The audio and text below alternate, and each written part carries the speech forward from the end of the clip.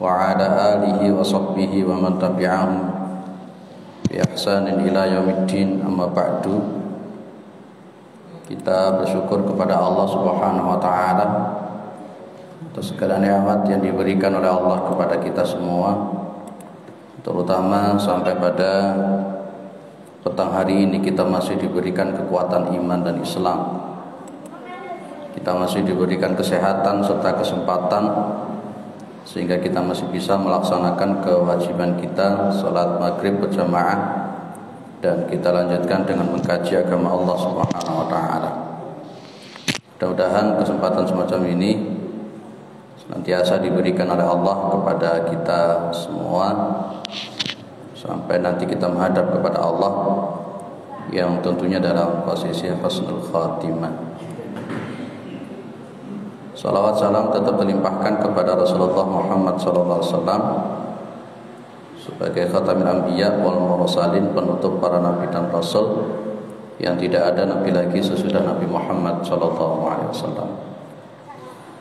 Baik, kita masih membahas adabul masajid, adab-adab etika yang berkenaan dengan masjid. Pertemuan sebelumnya sampai nomor 9 ya. Jadi meletakkan orang yang hafid, orang yang faqih di belakang imam di shaf yang pertama. Dan kemarin sudah kita bahas alasannya kenapa. Kita masuk di nomor 10. Nomor 10 ini belum terbahas ya.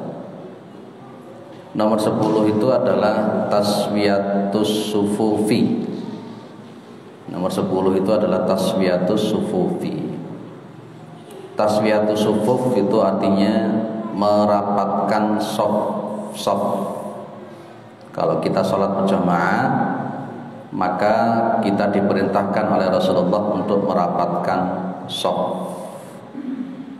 Riwayat Imam Al-Bukhari dan Muslim dari sahabat Anas bin Malik radhiyallahu anhu, qala uqimat as-salatu fa aqbala alaina Rasulullah sallallahu alaihi wasallam biwajhihi. Jadi salat itu didirikan, diiqamati. Maka fa aqbala alaina Rasulullah sallallahu alaihi wasallam biwajhihi. Maka Nabi Muhammad sallallahu alaihi wasallam menghadap kepada kami itu biwajhi, dengan wajahnya beliau. Jadi sunnahnya itu kalau mau ngimami, imam itu menghadap ke makmum, bila itu memungkinkan. Kalau jenengan komparatifkan di Masjidil Haram, ya syekh-syekh yang ada di sana itu untuk menghadap ke makmum itu tidak memungkinkan. Ya, maka beliau-beliaunya itu mengingatkan lurusnya shaf, langsung di mik sambil menghadap ke kiblat. Kalau Rasulullah Muhammad SAW itu, beliau itu, kata Anas bin Malik, fa'aqbala alaina Rasulullah SAW biwajhi. Beliau menghadapkan wajah beliau ke kami, kata Anas bin Malik. Kalau di Fatimah ini memungkinkan tidak? Sangat memungkinkan. Untuk apa sih imam itu menghadapkan wajahnya ke makmum sebelum mengimami sholat? Dalam rangka untuk meminta, menyuruh, memerintahkan makmum itu meluruskan shaf, baik laki-laki maupun perempuan. Nabi Muhammad mengucapkan ini kalau di dalam riwayat Imam Al-Bukhari dan Muslim, aqimu sufufakum wa tarassu fa inni arakum min wara'i dhahri. Itu salah satu redaksi yang digunakan oleh Rasulullah kalau untuk menyuruh merapatkan shaf dan meluruskan shaf. Merapatkan shaf dan meluruskan shaf dari makmum yang ada. Kalimat aqimu sufufakum wa tarasu itu kan artinya ya rapatkan, luruskan. Maka sesungguhnya aku itu melihat kalian di balik punggungku. Nabi bisa melihat itu. Atau di dalam kalimat yang lain redaksinya juga diriwayatkan oleh Imam Al-Bukhari dan Muslim, Nabi bilang sawu sufufakum fa inna taswiyatas shaffi min tamamis sholati. Luruskan shaf-shaf kalian, maka sesungguhnya lurusnya shaf itu bagian daripada kesempurnaan sholat. Kalau jenengan sholat jamaah, kemudian shafnya tidak rapet, shafnya tidak lurus, itu jamaahnya tidak sempurna, sholatnya tidak sempurna. Karena di antara kesempurnaan daripada sholat jamaah itu adalah rapatnya dan lurusnya shaf.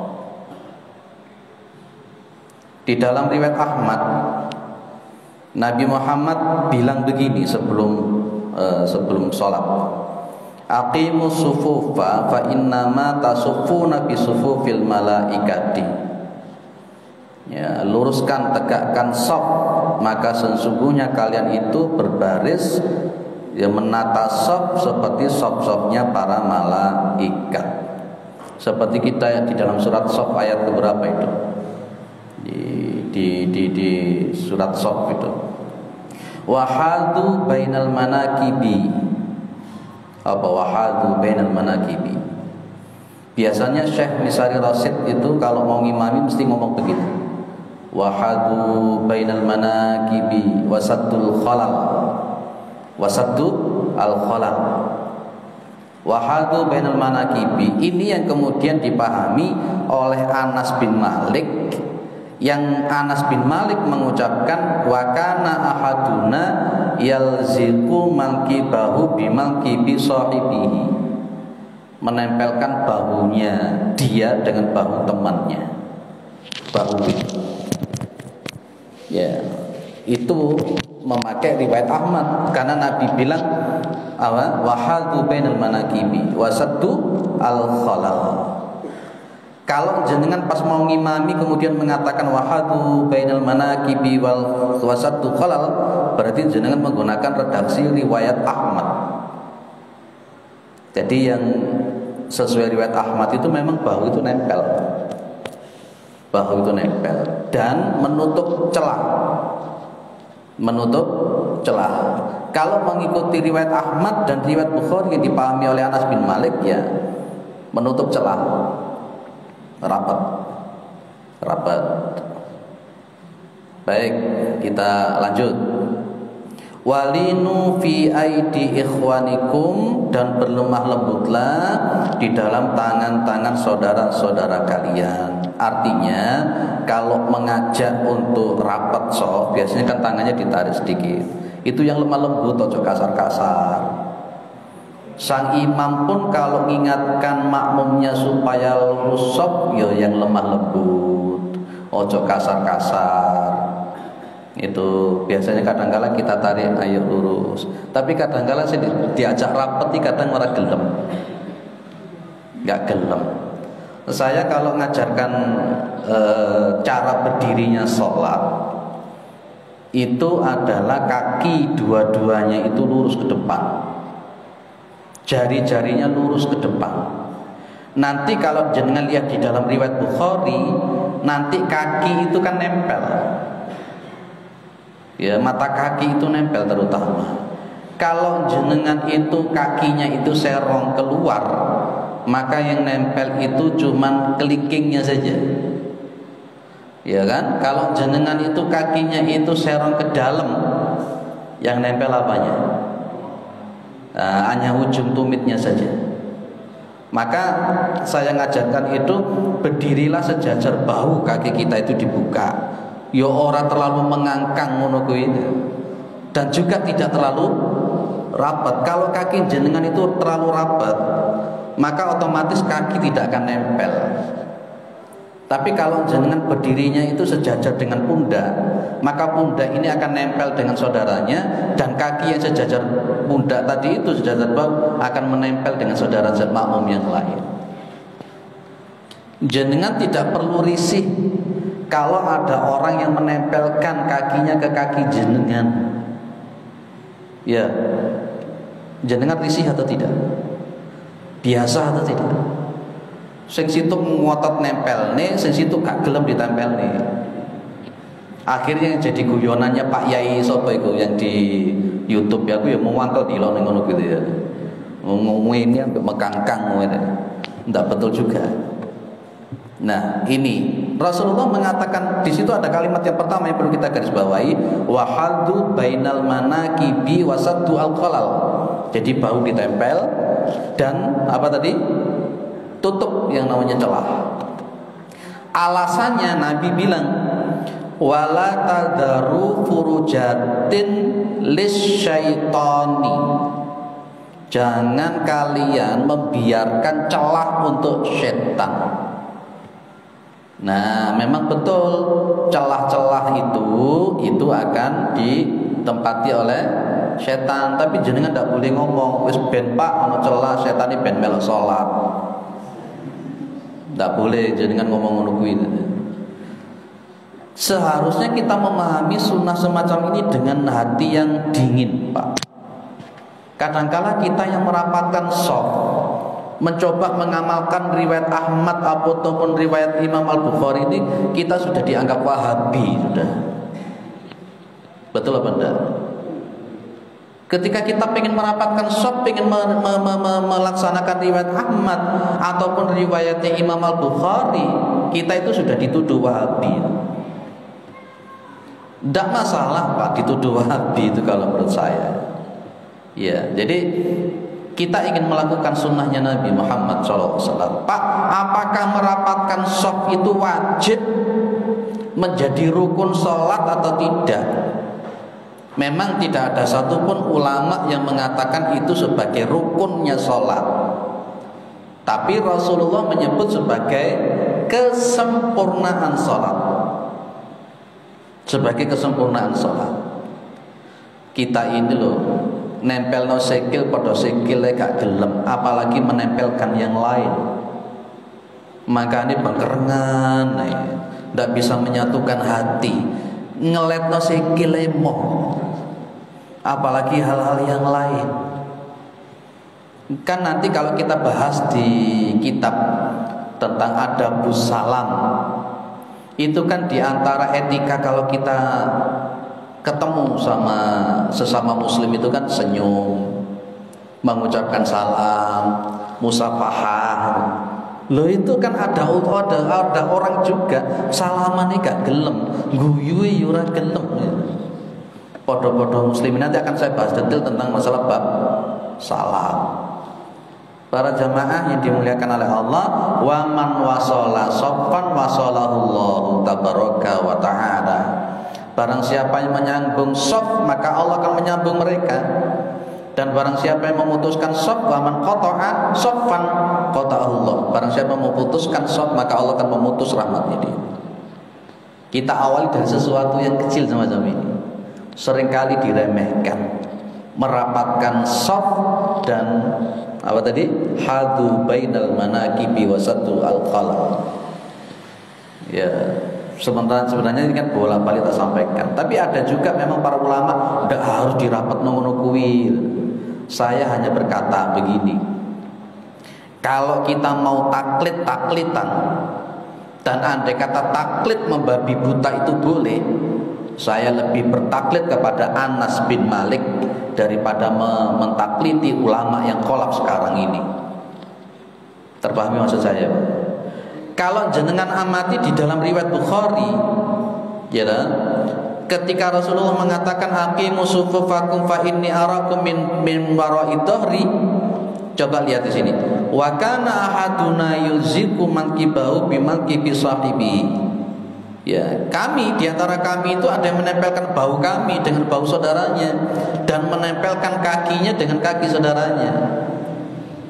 Ini Anas bin Malik mengatakan itu. Artinya ada sahabat-sahabat Rasulullah yang kemudian memahami yang dimaksud dengan wahadu bainal manakibi wasadul qalal itu nempel. Kalau umpamanya ada seorang ulama mengatakan gak usah ditempelkan, saya lebih memilih pendapatnya, lebih memilih perilakunya para sahabat yang memahami sabdanya Rasulullah SAW. Ya kayak seperti yang viral sekarang ini antara mengucapkan selamat Natal dengan tidak mengucapkan selamat Natal itu loh. Ada profesor yang mengatakan mengucapkan selamat Natal itu udah masalah, sementing tidak dan saya cuma bilang kalau boleh taklid-taklidan, saya lebih taklid kepada Imam Syafi'i yang mengharamkan mengucapkan selamat Natal daripada ulama yang sekarang DKI duit semotone hijau. Lebih memilih Imam Syafi'i yang begitu luar biasa. Imam Syafi'i mengharamkan, ulama-ulama salaf mengharamkan semua. Lah kok dilala ada orang yang titelnya profesor mengucapkan boleh. Kalau disuruh memilih, tak buang yang profesor ini. Apalagi itu hanya ulama khalaf. Padahal Rasulullah sudah mengatakan apa? Khairun nasi qarni walladzina yalunahum walladzina yalunahum. Sebaik-baiknya manusia itu adalah orang yang hidup pada zamanku. Siapa? Para sahabat Rasulullah SAW. Berikutnya siapa? Walladzina yalunahum tabi'in. Walladzina yalunahum tabi'in. Nah, clear. Kalau jenengan melihat ada fatwa yang melonggarkan shaf dengan merapatkan shaf, jenengan pilih yang mana? Halo. Ketika jenengan itu menghadapi fatwa yang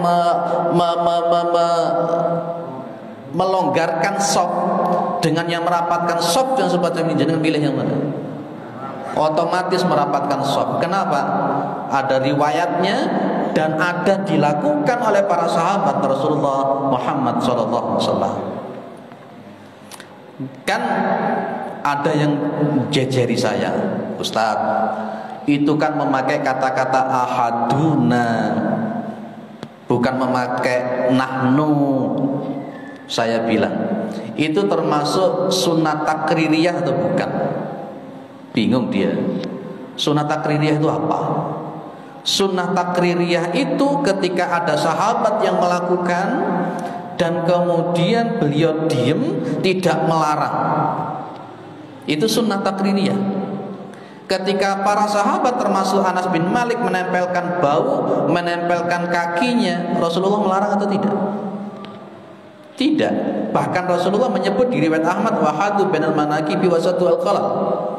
Maka berarti lebih afdal mana antara yang melonggarkan dengan yang merapatkan? Otomatis mutlak yang merapatkan itu yang harus kita ikuti. Terus sekarang ini kan banyak syubhat-syubhat. Ya, yang penting kan perbedaan pendapat harus legowo. Betul, perbedaan pendapat harus legowo, tapi kita harus betul-betul berupaya semaksimal mungkin mengambil dari sekian perbedaan pendapat itu sesuai dengan sunnahnya Nabi dan yang dilakukan oleh para sahabat Rasulullah Muhammad SAW. Itulah yang disebut oleh Nabi ma'ana alaihi wa ashabi. Orang yang berpegang teguh kepada sunnahku dan yang berpegang teguh dengan thariqahnya para sahabat Rasulullah Muhammad SAW. Clear? Insyaallah aku isa wis rapet. Tapi biasanya rakaat kedua wis gak rapet meneh. Apa maneh rakaat ketiga tambah gak rapet meneh. Ya itu. Kalau mengikuti Rasulullah Muhammad SAW, hadu bainal manakibi wasatul khalq. Dan imam itu jangan takbir sebelum melihat shafnya lurus dulu. Makanya Nabi tadi apa? Menghadap ke makmum. Pak, pakai bahasa Indonesia mengingatkan boleh tidak? Boleh, monggo silakan. Monggo rapat, tapi ojo ceramah terlalu dawa. Ada yang memang pas ketika kate ngimami dawa lagi ngeling koyo ceramah. Bukan begitu caranya. Nabi singkat, luruskan shaf, rapatkan shaf, karena itu bagian daripada kesempurnaan sholat. Wis. Yang nomor 11, adab di masjid. Adamul khuruji minal masjidi ba'dal adani illa li'udrin. Tidak keluar dari masjid setelah adzan kecuali kalau ada uzur. Jenengan sudah masuk di masjid, sudah di dalam masjid, azan sudah berkomandang, tinggal menunggu iqamah, maka jenengan itu jangan keluar masjid kecuali kalau ada uzur. Gitu loh. Pak, saya hadas, saya batal, itu namanya uzur. Nah itu, ini malah justru Abu Hurairah ketika melihat ada orang yang keluar dari masjid setelah adanya azan, Abu Hurairah hanya mengatakan, amma hadza faqad asa Abul Qasim. Orang ini telah bermaksiat kepada Abul Qasim. Abul Qasim itu adalah Muhammad, Rasulullah Muhammad SAW. Baik, 12. Adamul mururi baina yadayil musalli, tidak melewati di depan orang yang sedang sholat. Hukumnya haram, berdosa. Kalau jenengan melihat di sini hadisnya riwayat Imam Bukhari Muslim, lau ya'lamu almaru baina yadayil musalli. Andai kata seseorang yang berjalan di depan orang yang sedang sholat itu tahu madza alaihi, efek samping lewat di depannya orang sholat itu, maka lakana ayyaqifa arba'ina khairan lahu, maka dia itu menunggu berdiri selama 40 itu lebih baik daripada dia lewat di depan orang yang sedang sholat. 40 di sini tidak dijelaskan oleh Rasulullah. Apakah 40 bulan, 40 hari, 40 tahun? Ini menunjukkan bahwa lewat di depan orang sholat itu hukumnya haram. Makanya Rasulullah itu menyuruh kita kalau sholat itu setidak-tidaknya kita itu ada yang namanya sutroh. Kemarin dulu sudah saya bilang keabdolannya kita itu kalau sholat di mana di depan. Bagaimana kita mencari sutroh? Ini loh Pak.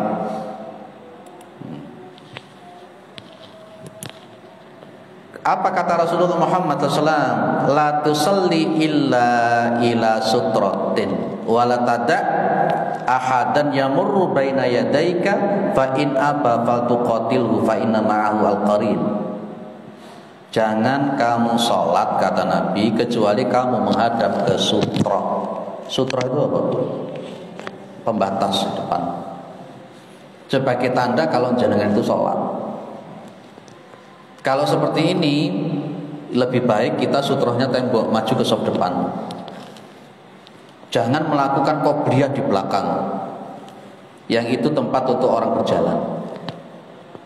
Ketika orang itu kemudian mau jalan kok kesulitan gara-gara jenengan itu sholat di tengah-tengah, yang berdosa itu yang sholat itu, karena dia memberikan kesempatan kepada orang lain melewati di depan dia yang sedang sholat. Kalau jenengan qobliyah, ba'diyah, tolong jangan di belakang. Kalau memang mau di belakang, pasang sutroh. Sutrohnya apa? Kalau di masjid-masjid yang lain pakai, biasanya kan ada sutroh kecil itu kadang-kadang pasang. Kalau di Manado di belakang baru kayak pasang sutroh. Tapi yang afdal mengikuti Rasulullah Muhammad SAW itu beliau itu ke tembok, berarti saf yang depan. Coba lihat di hadis nomor 2. Kana yaqifu qariban minas sutrati fakana bainahu wa bainal jidari. Berarti Rasulullah itu kalau sholat suka mengambil sutroh, namanya tembok. Berarti kalau tembok Rasulullah itu ngambilnya saf ke depan. Itu Nabi. Lebih baik mana kita sama Nabi? Nabi Muhammad itu mengambil sutroh, sementara kita, wah sutroh itu gak wajib. Betul, memang sutroh itu gak wajib, tapi Nabi melakukan, Nabi memerintahkan, titik. Kita ini mohon maaf seringkali meremehkan sunnah. Kadang-kala kita ngomong begini, wong cuman sunnah. Kata-kata cuman sunnah itu kurang ajar. Betul tak? Sepakat atau? Wis ngaji ini tak koceng nih Bapak. perkara gak diundang meneh urusan belakang. Orang yang mengatakan cuman sunnah itu kurang ajar. Padahal Allah mengatakan apa? Wa ma atakumur rasulu fakhudhuhu wa ma nahakum anhu fantahu. Apa yang dibawa Nabi ambil, apa yang dilarang Nabi tinggalkan. Lah itu kan artinya bahwa Allah sendiri memerintahkan kita ikut Nabi. Dan dalam Al-Qur'an juga dikatakan in kuntum tuhibbunallah. Jika kalian itu mencintai Allah. Apa terusannya lanjutnya ayat itu? Fattabi'uni yuhibbukumullah wa yaghfir lakum dzunubakum. Maka ikuti aku. Lah, Rasulullah itu kalau sholat memakai sutra. Sutranya Rasulullah apa? Tembok. Berapa Rasulullah di situ? Salat wa kana bainahu wa bainal jidari satu adru'in, 3 depa. Jadi orangnya tinggi kan Nabi Muhammad. Dhuwur Nabi Muhammad tinggi. Jadi ya kalau kita mungkin kalau orang Indonesia ya oleh gawe telung depa mali 2 meter ya terlalu kejauhan juga. Disesuaikan dengan tinggi kita. Maka kalau umpamanya kita sudah memakai sutra, sudah memakai pembatas, sudah memberi petunjuk kalau kita sedang sholat, kalau ada orang lewat di depan kita, apa kata Rasulullah Muhammad SAW? Wala tada ahadan yamurru baina yadayk. Jangan membiarkan kamu ya ada orang yang lewat di depan kamu ketika kamu sholat. Fa in aba faltuqatilhu. Kalau dia membangkang, tidak mau dilarang, pukul dia, tempeling dia. Faltuqatil itu kan artinya membunuh. Maksudnya itu kan nempeling, tidak apa-apa. Fa inna ma'u al-qarin, maka sesungguhnya dia bersama syaitan. Sendengan sholat sudah pakai sutra, lewat jenengan tangannya begini, gitu. Sik dwablek, sik ngweyel. Nah, halal loh hukumnya untuk ditempeling. Halal loh. Le arek cilik ojo, Pak. Wah, arek cilik sik umur 5 tahun, 6 tahun liwat di ngarepe jenengan sama tempeling. Kayak di masjid A itu di sana itu. Saya diberitahu, enggak saya sebut namanya. Lah kok dikewetak loh. Dikewetak, mari dikewetak lapor bapak ya. Wes, maru wong tua padha wong tua tukaran. Jangan kalau anak kecil lah kita punya pemahaman lah. Tapi lek wis tuwek bala-balik ngliwati sope orang itu gak bagus. Nah, dalil kalau kita boleh memakai sutra kecil semacam itu di sini. Riwayat Imam Al-Bukhari dan Muslim. Karena idza shalla fil fadai, apabila Rasulullah SAW itu salat di sesuatu yang tidak ada pembatasnya sama sekali, mungkin kayak lapangan, kayak apa gitu kan, maka yang laisa fi syai'un, yang di situ tidak ada apa-apa, yastatiru bihi gharaza baina yadayhi khirbah. Nabi akan menancapkan sesuatu di depan beliau, namanya khirbah. Khirbah itu kayak tongkat kecil gitu loh, kayak apa? Boleh jenengan. Wah, gak ada apa-apa ini di sini kok. Masjidnya terlalu luas, mau ke depan sudah full semua, mau. Jenengan di belakang akhirnya masang sesuatu. Itu berarti ngikuti Rasulullah SAW. Dan itu bukan perkara bid'ah. Jenengan pakai sutroh itu bukan bid'ah tapi sunnah.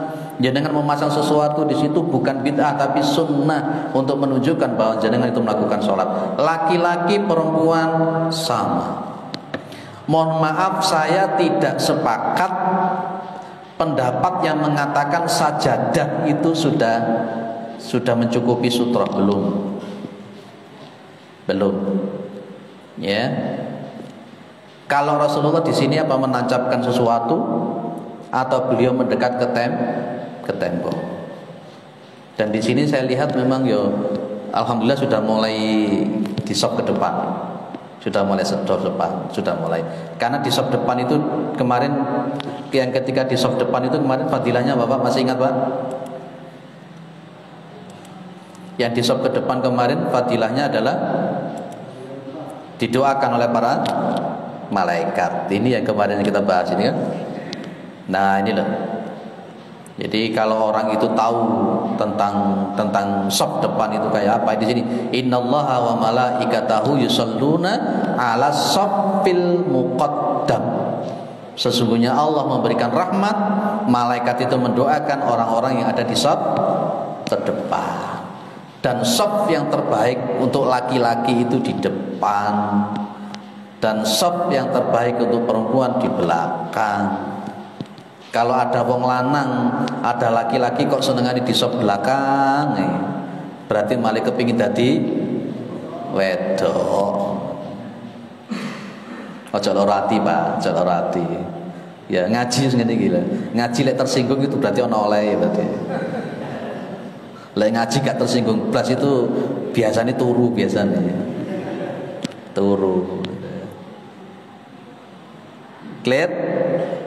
Ada yang didiskusikan dulu? Berapa poin ini? Ayo monggo silakan. Yes. Waalaikumsalam warahmatullahi wabarakatuh.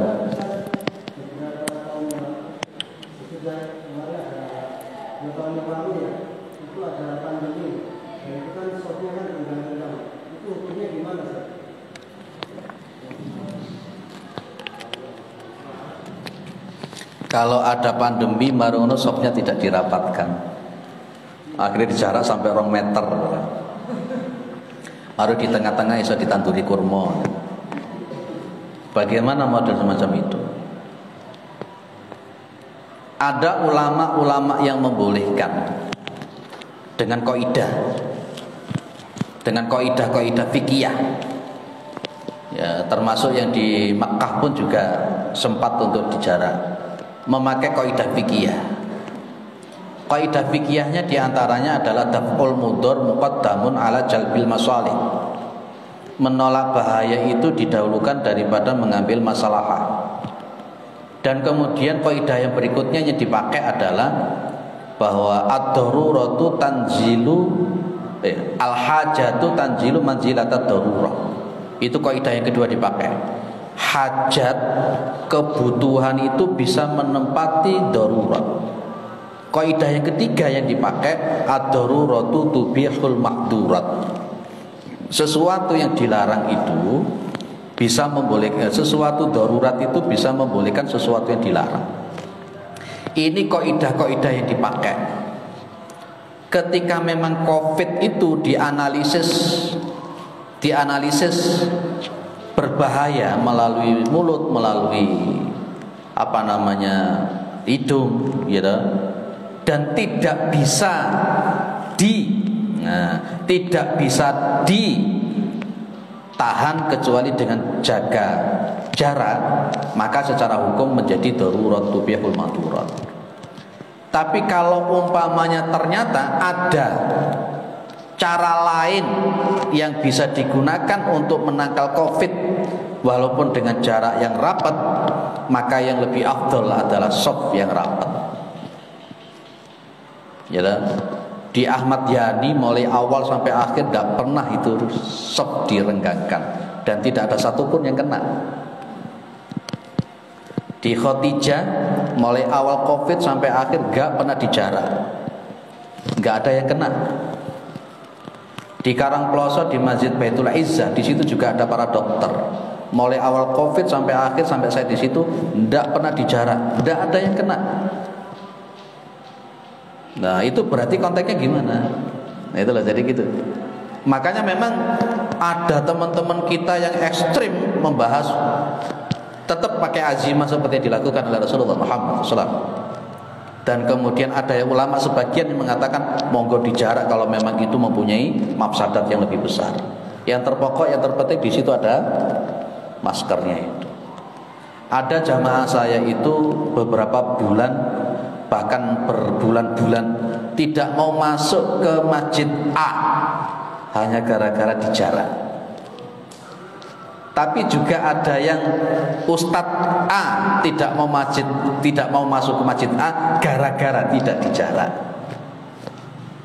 Di salah satu masjid 2 ustadz berbeda. Syekh Ustadz A mengatakan haram dijarak. Syekh Ustadz B, saya tidak akan mau masuk kalau umpamanya itu tidak dijarak. Sama-sama diucapkan di mimbar Jumat. Makmumnya bingung datang ke saya. Pak, piye menyingkapi ini? Ustadz A mengatakan haram dijarak, Ustadz B mengatakan kalau tidak dijarak saya tidak datang untuk khutbah Jumat. Piye, pilih yang mana? Saya bilang, bisa enggak ditanggulangi? Kan ada masker dan sebagainya dan sebagainya. Kalau saya lebih sepakat rapat. Istri saya bilang, jabat tangan itu enggak masalah. Pokoknya setelah jabat tangan dekat tidak memegang itu. Dan itu saya buktikan dengan izin Allah tidak apa-apa. Akhirnya kemudian masjid A tersebut bilang sama saya, Ustadz saya milih yang rapat. Sang Ustadz akhirnya tidak mau datang.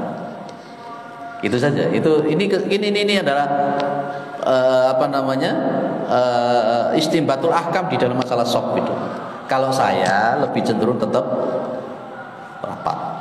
Kalau saya jenengan boleh di masjid B yang di sebelah sana itu, ustadznya bilang kalau tidak rapat saya tidak datang. Kalau tidak ada yang pakai masker saya datang.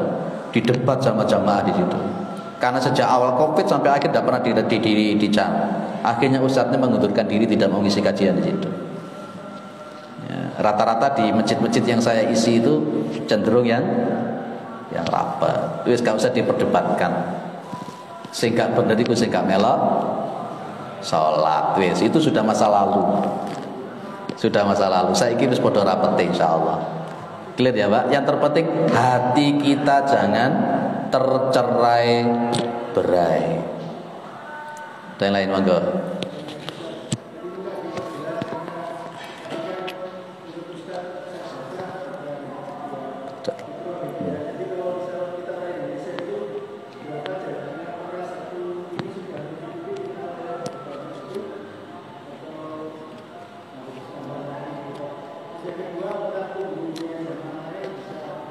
Baik, punggungnya jamaah lain itu boleh dibuat untuk sutra, boleh. Kemudian yang kedua, kalau memang kita memakai sajadah, tentunya jenengan melewati di luar konteks area sajadah itu. Ya, tapi ada tapinya. Kalau di depan shop yang terdepan itu kosong, ngapain kita sholat di belakang? Itu loh maksud saya. Kalau di shop yang pertama itu kosong dan kita punya kemampuan untuk maju ke shop depan, kenapa kita tidak maju ke shop depan? Kok ngotot di shop belakang? Kira-kira ada apa? Padahal di shop yang di depan itu fadilahnya luar biasa. Kok dikasih fadilah itu loh kok gak mau gitu loh. Kita itu kan biasanya begitu kan. Kalau jenengan amati di Masjidil Haram, jenengan ngamati di Masjidil Nabawi itu Masya Allah berlomba-lomba untuk di shop yang terdepan. Mereka ya. Di Indonesia saja yang senengannya berlomba-lomba di shop belakang. Termasuk Jumatan itu. Datang duluan tapi ngambil di shop belakang, golek sendenan, nyedeki konsumsi gitu. Gitu ya Pak ya. Jadi saya mengatakan wong di depan shop depan masih kosong kok, nyapo susah-susah golek di mburi lapo. Gitu Pak maksud saya gitu. Nggih Bu, mangga Bu.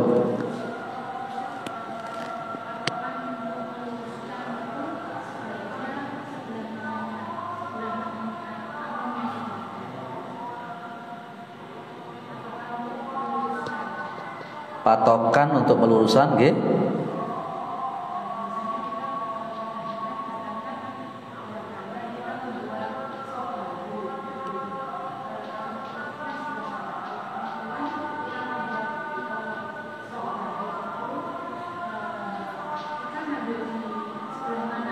Oh, nggih.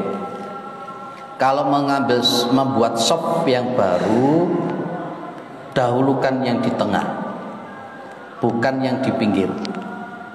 Ya, kalau mengambil shop baru, dan jangan membuat shop baru kalau shop yang depan belum penuh.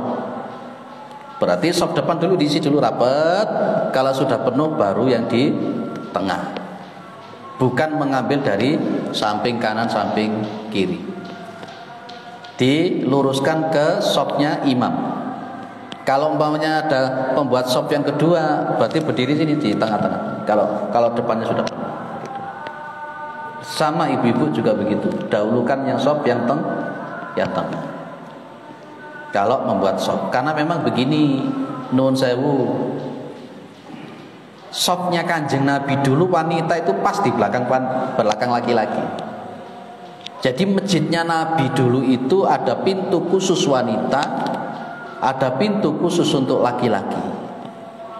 Shopnya wanita pada zaman Nabi itu di belakang pasnya laki-laki. Seperti gambar yang dulu sudah saya sampaikan dulu kan? Laki-laki dewasa, anak laki-laki, anak perempuan, baru perempuan dewasa. Pas di belakang. Sejatinya, mohon maaf. Kalau memang kita mengikuti Nabi itu sebenarnya shopnya wanita bukan minggir begini. Sebenarnya. Tapi saya melihat mungkin karena darurat akhirnya ditaruh di pinggir seperti ini. Ya, kalau mengikuti Nabi dulu ada pintu khusus untuk perempuan, ada pintu khusus untuk wanita, sehingga tidak terjadi ikhtilat antara laki-laki sama perempuan. Nah, mohon maaf ya, mungkin karena darurat atau apa, sehingga shopnya wanita di Fatimah ini rada minggir ke sana. Dan tidak ada satupun dalil shopnya wanita itu sejajar dengan laki-laki. Engkau kasihan yang mepet seperti ini, kan cuma kasih mewambu dan sebagainya, tidak karuan. Itu ya Bu ya. Oke, ini karena mungkin karena memang konteksnya ini rodok minggir seperti ini, ya sudahlah memang. Ya. Tapi bangun dulu shop yang kedua itu di tengah, tidak di pinggir. Ada yang lain. Tapi kira-kira memungkinkan Pak kalau ditaruh di tengah-tengah? Tidak memungkinkan ya. Untuk wanita itu. Oh di atas, kasihan kalau di atas, munggah mudun. Tapi kalau nggak mungkin ya sudahlah, sudah. Ya, wis. Ada yang lain? Lanjut tentang masalah shop tadi. Betul. Kan saya juga baca di buku sunnah kalau jamaah itu sendirian di belakang apa itunya makmum itu. Ketika dia berjamaah kan tidak boleh kan? Betul, makruh. Akhirnya kan ada semacam fatwa harus ngambil yang di depan di belakang. Nah ini gimana Pak? Yang terbaik gimana? Karena bisa jadi dia sendirian tapi nanti kemudian ada yang datang terus betul. Tidak sendirian. Dan ini beberapa bulan yang lalu sempat terbahas, ada pertanyaan juga seperti itu. Jadi tidak membatalkan sholat. Tidak membatalkan sholat. Jadi ada orang shop kedua di belakang, ternyata kok sendirian. Dan andai kata dia sendiri, dan ketika dia punya asumsi begini, saya tak di belakang, itu masih ada orang berwudu di belakang. Sebentar lagi ada shop yang kedua, tidak masalah kan begitu. Tapi memang kemudian tidak ada hal, sama sekali tidak ada hal semacam itu. Tidak ada yang nanti sholat. Maka memang ada fatwa semacam itu. Lah andai kata kemudian nanti ada orang kedua, maka orang yang datang yang belakangan tadi, sementara itu sudah dibangun dua, maka orang yang datang itu melengkapi yang di shop pertama. Terpahami gitu? Jadi maunya nanti seret, ya, undur. Otomatis yang di depan adalah kosong. Maka pas ketika kemudian ada orang datang, maka yang shop yang pertama itu dipenuhi supaya tidak lubang shopnya. Baik. Dan andai kata dia tetap berdiri sendirian di belakang sambil nunggu orang yang lain menawa datang, secara hukum fikih sah. Secara hukum fikih sah. Clear ya? Jangan jangan lewat di depan orang yang sedang sholat, dan jangan membiarkan. Dan pakailah sutroh, sunnahnya itu pakai sutroh. Laki-laki perempuan sama. Saya lanjut atau berhenti? Oke.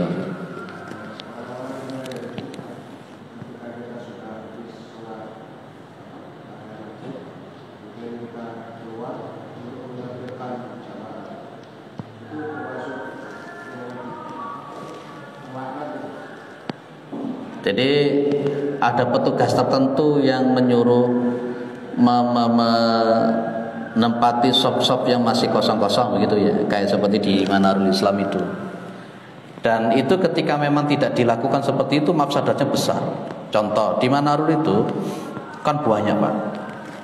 Dan orang-orang yang tidak memahami tentang model semacam ini, sunnah semacam ini, senangannya kan di belakang. Dan akhirnya orang-orang yang terkena uzur syar'i akhirnya terlambat dengan uzur syar'i loh ya, bukan sengaja terlambat ya. Dengan uzur syar'i terlambat Jumat, mau masuk ke dalam, gitu. Masuk ke dalam itu kan otomatis harus melangkai. Sementara melangkai itu dianggap Nabi sebagai sesuatu yang perkara besar. Nabi Muhammad itu sedang khutbah, kemudian ada orang yang ngelangkah begitu. Nabi mengatakan kemudian, ijlis, duduk kamu. Fakot adaita, fakot anaita, kata Nabi. Duduk, kamu duduk. Kamu itu telah menyakiti orang dan kamu telah berlaku tidak sopan. Itu padahal Nabi sedang dalam posisi khutbah, langsung disuruh duduk orang itu tadi yang ngelewati itu. Maka pas ketika memang kayak seperti di Manarul itu ada panitia khusus, begitu masuk silakan depan, langsung disuruh ke depan. Itu secara hukum boleh. Karena memang kalau itu tidak terlakukan, satu, akan terjadi mudarat yang lebih besar, ngelangkai. Yang kedua, kemudian shop otomatis tidak mencukupi, dan akhirnya akan memberikan peluang orang itu untuk duduk di luar. Kadang-kadang nunggu khutbah selesai, mereka sambil rokokan, main HP, itu lebih parah lagi. Maka diperbolehkan, ya diperbolehkan. Tapi pas ketika begitu khotib sudah oke, sudah selesai. Tapi memang ya repot Pak, di Indonesia itu memang rata-rata kalau khotibnya tidak naik mimbar itu gurung teko. Kadang-kala kita naik ke mimbar itu sing teko 1, 2, 3, 4, 5, 6, 7. Kadang-kala azan dimundurkan pun juga sing teko sedikit. Terutama di Fatimah ini juga begitu, sama atau enggak? Sudah full, alhamdulillah. Sip kalau begitu. Ada petugasnya khusus enggak? Atau sudah menyadari langsung depan. Nah, ya wes, mudah-mudahan bermanfaat. Itu nggih Pak jawaban saya. Cukup? Terakhir ya.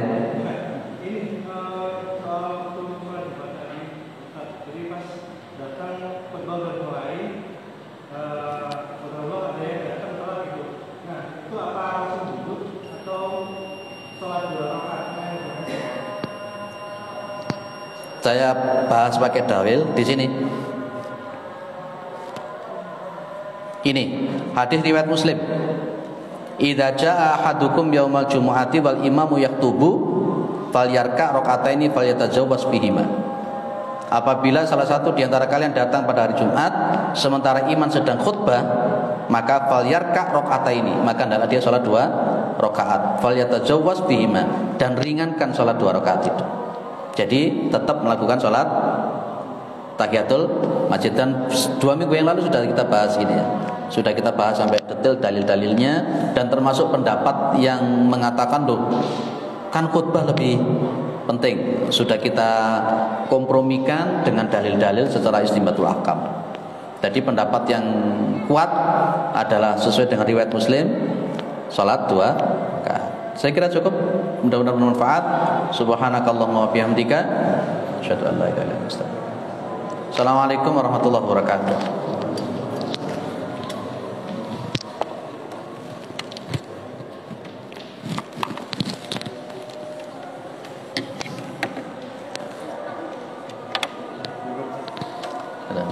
Sehat.